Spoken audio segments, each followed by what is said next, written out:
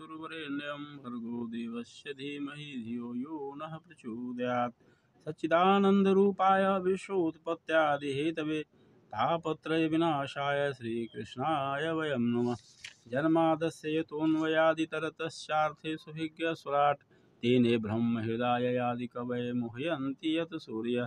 तेजो वारिमृदां यथा विनिमयो यत्र त्रिसर्गो मृषा धाम्ना स्वेन सदा निरस्तकुहकं सत्यं परं धीमहि। ॐ कृष्णाय वासुदेवाय हरे परमात्मने प्रणतक्लेशनाशाय गोविन्दाय नमो नमः। वासुदेवसुतं देवं कंसचाणूरमर्दनं देवकी परमानन्दं कृष्णं वन्दे जगद्गुरुं। वन्दे राधापदाम्भोजं ब्रह्मादिशुरवन्दितं यत्कीर्तिं कीर्तनेनैवं पुनातु भुवनत्रयम् पुनाति भुवनत्रयम्। सभी भागवत प्रेमियों को राधे राधे। आइए आज पुनः प्रकृति की गोद में बैठकर भागवत रस का पान करते हैं। अभी तक हमने सुना कि हिरण्यकश्यपु अपने परिवार के लोगों को कथाओं के माध्यम से सांत्वना दे रहा है। उसके बाद वह अपने परिवार से बाहर आया और उसके मन में इच्छा जगी कि क्यों न हम पूरे संसार पूरे ब्रह्मांड में हमारा एक छत्र शासन हो। इसके लिए कभी कभी मनुष्य के मन में महत्वाकांक्षा जगने लगती है कि सबसे आगे हम निकल जाएं, चाहे दौड़ करके हो चाहे किसी को पटक करके हो, हम आगे की ओर बढ़ जाएं। चाहे इसके लिए विध्वंस करना पड़े, चाहे कितना भी नाश हो नुकसान हो किसी का, उससे मतलब नहीं है। वह महत्वाकांक्षा इतनी जोर हो जाती है कि वह कुछ सोच नहीं पाता है। आज भी ऐसे मनुष्य हैं, देख रहे हैं कि दुनिया में आज के दौर में भी अनेक प्रकार के युद्ध चल रहे हैं। कई देशों के बीच युद्ध चल रहा है केवल महत्वाकांक्षा की पूर्ति के लिए। उसको जीवन जीने के लिए हर चीज़ उपलब्ध है, फिर भी वह चाहता है कि हम एक छत्र शासन करें, सारे सम्राट बन जाएं पूरे दुनिया के। यही महत्वाकांक्षा जगी हिरण्यकश्यपु के मन में और उसने सोचा कि क्यों ना हमारा एक छत्र शासन पूरे ब्रह्मांड में हो। कोई धरती का शासक बनना चाह रहा है, कोई ब्रह्मांड का शासक बनना चाह रहा है, और इसी में लाखों करोड़ निर्दोष लोगों की हत्या होती है। तो वह तपस्या करने के लिए मंदराचल पर्वत की घाटियों में चला गया। पहले लोग पहाड़ों पर ही जाकर के तपस्या करते थे और तपस्या से ऊर्जा प्राप्त करते थे, सीधे सीधे किसी को मारते नहीं थे। पहले तपस्या की ऊर्जा लें, वरदान लें, उसके बाद शक्ति संचय करने के बाद तो वह जो है मंदराचल पर्वत की घाटियों में चला गया और अमर बनने के इच्छा से कि हम अमरता को प्राप्त हो जाएं, उसने भयंकर तपस्या की। तपस्या की गर्मी से उसके सिर से आग निकलने लगा और तीनों लोगों को जलाने लगा। धरती हिलने लगी, बहुत उपद्रव खड़ा हो गया, समुद्र खोलने लगा। तो इतनी विभत्स तपस्या उसने की, सारे सृष्टि में उथल पुथल मच गया। तो देवता लोग भागे भागे ब्रह्मा जी के पास आए। ब्रह्मा जी को कहा कि देखिए ऐसी स्थिति हो गई है भगवान इस धरती की, सारे ब्रह्मांड में हाहाकार मचा हुआ है, तो इसको जरा देखिए, कोई उपाय कीजिए इसका। तो ब्रह्मा जी ने कहा कि ठीक है, इसका उपाय होगा, घबराओ नहीं। उन्हें देवताओं को सांत्वना दिया। उसके बाद वे उस स्थली पर आए जहाँ हिरण्यकश्यपु तपस्या कर रहा था। हिरण्यकश्यपु का शरीर दीमक से ढक गया था।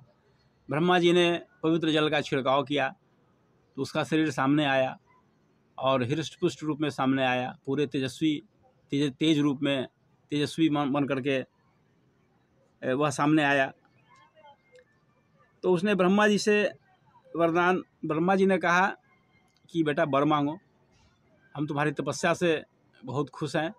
तुमने जो तपस्या किया है वैसा शायद ही कोई करता हो, तो चलो हम तुम्हारी तपस्या से खुश हैं, तो तुम जो है हमसे मांगो, क्या चाहते हो मांगना, क्या मांगना चाह रहे हैं। ब्रह्मा जी के कहने से हिरण्यकश्यपु ने वर मांगा कि मैं आपकी सृष्टि में बनाया गया किसी भी प्राणी से नहीं मरूं, मुझे इस सृष्टि में कोई किसी भी जीव से मुझे कोई भय न हो, मैं नहीं मरूं, किसी में इतनी क्षमता नहीं हो जो मुझे मार सके। मैं न दिन में मरूं न रात में मरूं, न अस्त्र से मरूं न शस्त्र से मरूं, न सुबह मरूं न शाम मरूं। इस तरह के उसने अमर होने की कामना से अनेक प्रकार के ऐसे वर मांग लिए ब्रह्मा जी से कि उसे लगा कि अब यह वर मिलने के बाद मैं अमर हो जाऊंगा और सारे ब्रह्मांड का मैं एक छत्र शासक बन जाऊंगा। इस तरह से उन्होंने ऐसे ऐसे वर मांग लिए कि न मैं अस्त्र से मरूं न शस्त्र से मरूं, न घर के बाहर मरूं न घर के भीतर मरूं। इस तरह से उसने अपने बुद्धि से एक ऐसा वातावरण बना दिया, इतना वर मांग लिया कि दृढ़ निश्चय था कि अगर ये वर मुझे मिल गया तो मैं अमर हो जाऊंगा, मैं ब्रह्मा जी की तरह बन जाऊंगा। और उसने ब्रह्मा जी से यह भी कहा कि आपकी तरह मेरी महिमा हो।